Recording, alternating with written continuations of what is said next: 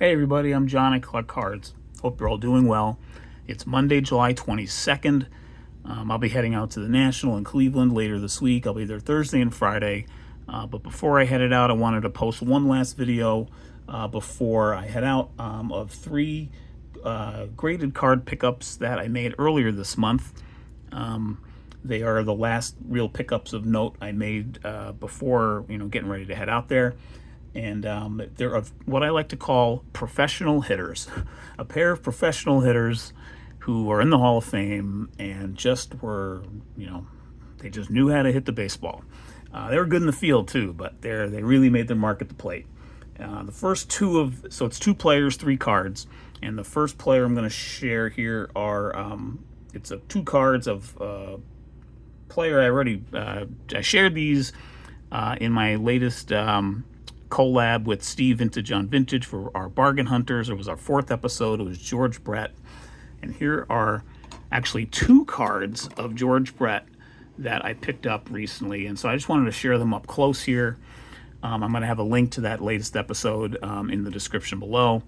But I picked up first off, I picked up this 1981 Don Russ, his MVP card in an SGC 9.5. This is the card I actually entered into our bargain hunt. We had a $30 budget this time. I got this for $25. And then this one I had seen during my search for the right Brett card, and it was like I picked this one up first actually, but I was like, I don't know if I think I want to keep looking for Bargain Hunters, but I just really wanted to pick this 78 Hostess up just to have. So I'm going to just take a moment and bring up each one up close real quick here. Thought I would do a separate video just to show these Brett cards a little up close more than in addition to what you saw in the Bargain Hunters video. So it's an SGC 9.5. Brett, I believe, has three cards in this 81 Don Russ set.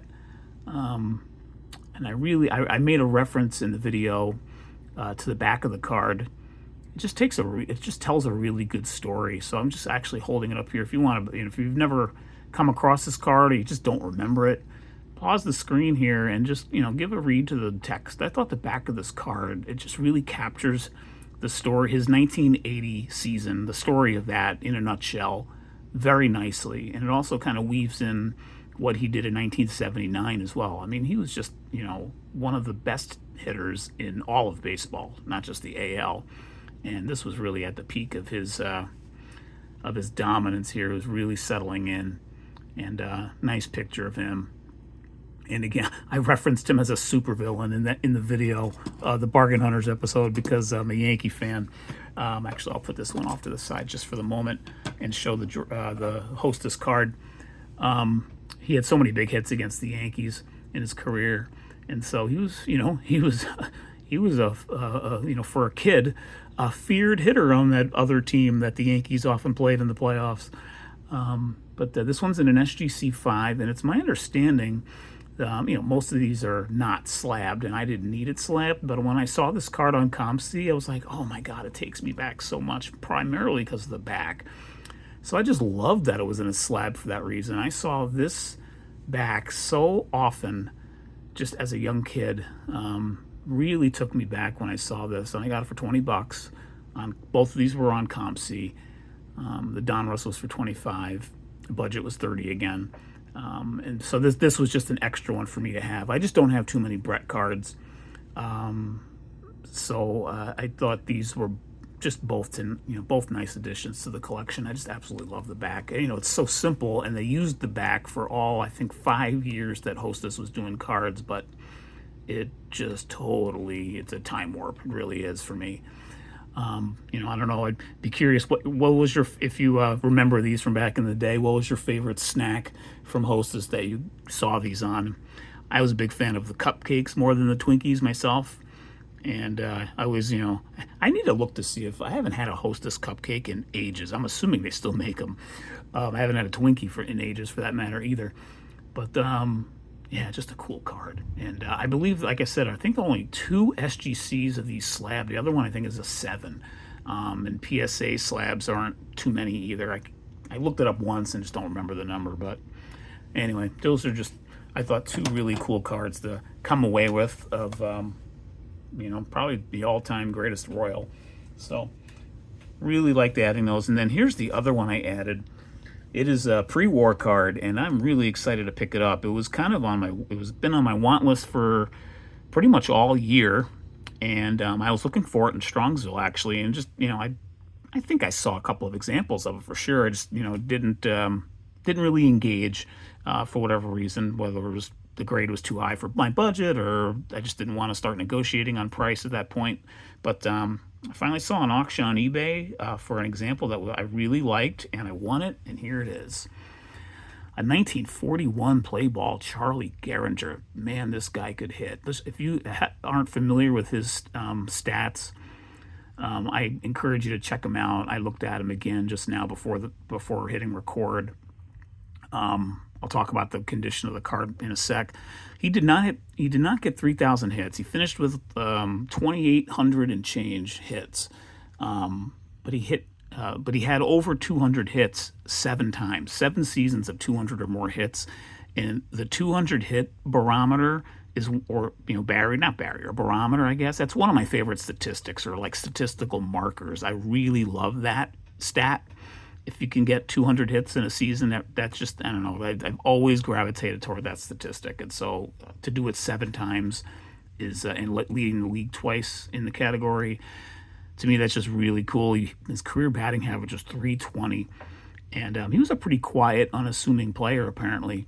I was looking at his Wikipedia page just before hitting record, and there was a really awesome quote from Mickey Cochran, who was player manager at the time for the Tigers. And Gehringer actually started in the mid-20s playing for Ty Cobb as player manager toward the end of Cobb's career.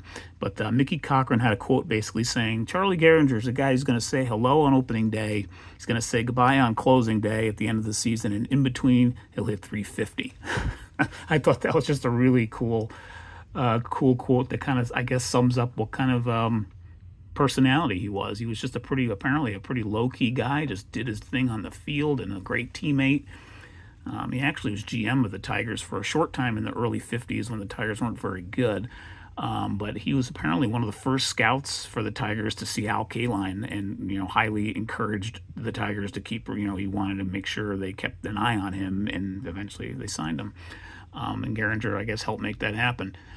Here's the back of this card. This is a really nice card. It's an SGC-3.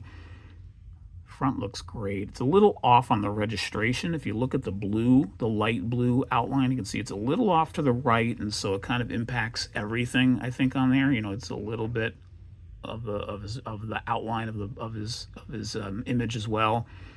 But from a distance, you can't really tell. You can tell the blue part, but the player piece still looks good to me. This was just really stood out as a great 3. The reason it's a 3 is because it does have a wrinkle on the back. It is very noticeable, but I can't get it to pop up here in the light. And actually, if you look at the SGC pictures, it's actually hard to pick up as well. Man, I'd love to show you where it is. It's right up here. It's right down here. But yeah, I mean, it's that, and to me, here it is. There it is. You could sort of see. I had to really bring it up close. You could sort of see it right there, and it does kind of go along this corner of the card. But it's it's a nice 3, and it doesn't show on the front. So I was excited to pick this up, and I just thought I'd share it here in this video really quick. I'm gonna put the Bretts up as well. And say once again, this will be the last video I have until my. I'll probably do at least one. I'll try to do at least one video from Cleveland. Again, I'll be there for 2 days this week, toward the end, Thursday, Friday, and then I'll do a full recap this coming weekend. So thanks everyone for watching, and I'll see you on the next one. Take care.